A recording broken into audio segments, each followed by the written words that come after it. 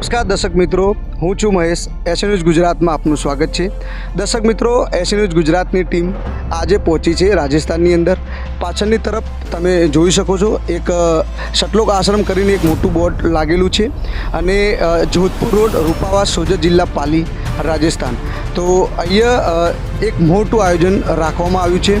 તો દર્શક મિત્રો, અહીંયા કબીર પરમેશ્વર પ્રગટ દિવસનું આયોજન રાખવામાં આવ્યું છે. તો આપણે હવે અંદર જઈશું અને જાણીશું કે જે આવનારા ભક્તો છે એમની સાથે સંત રામપાલજી મહારાજ કેવી કેવી સુવિધાઓ આપે છે. તો અંદર જઈશું અને માહિતી લઈશું. દર્શક મિત્રો, આપણે આગળ આવી પહોંચ્યા છીએ. તમે સાઈડમાં જોઈ શકો છો એક મોટું બોર્ડ માર્યું છે પાર્કિંગ સ્થળનું, અને આ બાજુ તમે જોઈ શકો છો એક મોટો ગેટ બનાવેલો છે. તો હજી આપણે અંદર જઈશું અને આના વિશે વધુ માહિતી જાણીશું. દર્શક મિત્રો, તમે જોઈ શકો છો આપણે જે અંદર આવ્યા હતા, અહીંયા જે કહેવાય છે કે બાઇકનું પાર્કિંગ સ્થળ અહીંયા બનાવેલું છે. તો આપણે હજી આગળ જઈશું અને આના વિશે વધુ માહિતી લઈશું. દર્શક મિત્રો, તમે જોઈ શકો છો આ છે કારનું જે ગાડીઓ આવે છે સંત રામપાલજી મહારાજના આશ્રમમાં, એમનું પાર્કિંગ છે. હજી આપણે આગળ જઈશું અને વધુ માહિતી લઈશું. દર્શક મિત્રો, તમે જોઈ શકો છો અહીંયા સંત રામપાલજી મહારાજના જે શિષ્યો છે તે બસ દ્વારા આવી રહ્યા છે. તમે જોઈ શકો છો બસો આવી રહી છે. આ બાજુ એક ગાડી પણ, એની અંદર પણ સંત રામપાલજી મહારાજના ભક્તો આવી રહ્યા છે. દર્શક મિત્રો, આપણે આવી ચૂક્યા છીએ જે આશ્રમ છે એનો મેઇન ગેટ. તમે પાછળની તરફ જોઈ શકો છો, આ છે મેઇન ગેટ. જે ભક્તો અહીંયા આવે છે સમગ્ર ભારત દેશથી, તે અહીંયા આ ગેટથી મતલબ અંદર જાય છે ને આ છે સંત રામપાલજી મહારાજનો આશ્રમ. તો દર્શક મિત્રો, આપણે અંદર એન્ટ્રી કરી એ પહેલાં જ તમે જોઈ શકો છો એક જૂતા ઘરનું આયોજન અહીંયા રાખવામાં આવ્યું છે. બંનેની તરફ આજુબાજુ જે જૂતા ઘરની વ્યવસ્થા છે, અહીંયા જે એમના જે ચપ્પલ હોય છે તે અહીંયા મતલબ લેવામાં આવે છે.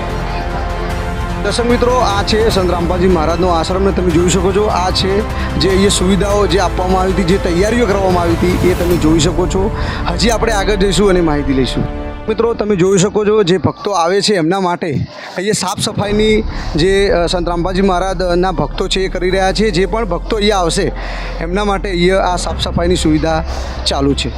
સર નમસ્તે જી. ક્યાંથી આવો છો? અમે અહીંયા આપણે રાજસ્થાનથી આવીએ છીએ, જિલ્લો ડુંગરપુર અને તહેસીલ સિમરોડાથી આવીએ છીએ. અત્યારે તમે શું કરો છો? અમે અત્યારે આ ઝાડુથી સફાઈ કરી રહ્યા છે આશ્રમમાં, સતલોક આશ્રમ સોજત. તો આ સફાઈ કરવાથી શું તમને કોઈ મતલબ કોઈ પૈસા આપવામાં આવે છે એવું કંઈ? ના, કોઈ પૈસા અમે લેતા નથી સાહેબ, આપતા નથી, કોઈ આપતા નથી. અમારું કરમ બનાવીએ છીએ. તો આ સેવા મતલબ આ સેવા કરવાથી કંઈ લાભ થાય છે તમને?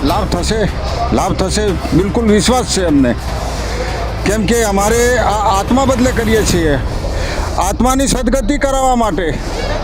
તો અહીંયા જે આ બધી સુવિધાઓ મતલબ જે સંત રામપાલજી મહારાજ આપે છે એનો કોઈ પૈસા લેવામાં આવે છે? અહીંયા કોઈ પૈસા લેવામાં આવતા નથી સાહેબ.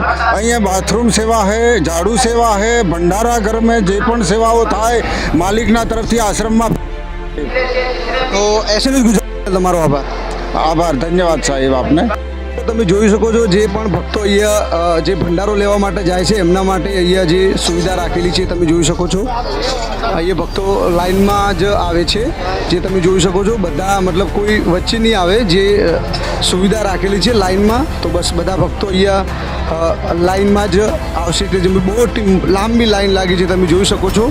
અહીંયા મિત્રો, તમે જોઈ શકો છો અહીંયા જે સંત રામપાલજી મહારાજનો જે ભંડારો ચાલી રહ્યો છે તે તમે જોઈ શકો છો. અહીંયા જે પાછળની તરફ જોઈ શકો છો, અહીંયા પણ મતલબ એક મોટો વિશાળ ભંડારાનું આયોજન રાખવામાં આવ્યું છે.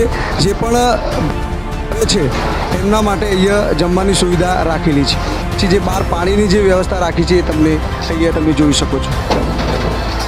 આ તમે જોઈ શકો છો સંત રામપાલજી મહારાજનો મેન પંડાલ, જે કે અહીંથી જે બધી સંગત છે જે અંદર જાય છે. તો આ છે સંત રામપાલજી મહારાજનો મેન પંડાલ.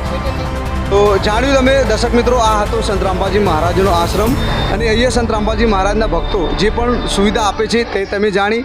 અને આવી જ ન્યૂઝ માટે બન્યા રહો અમારી સાથે એસ ન્યૂઝ ગુજરાતમાં. હું છું મહેશ, કેમેરામેન સુજલ સાથે.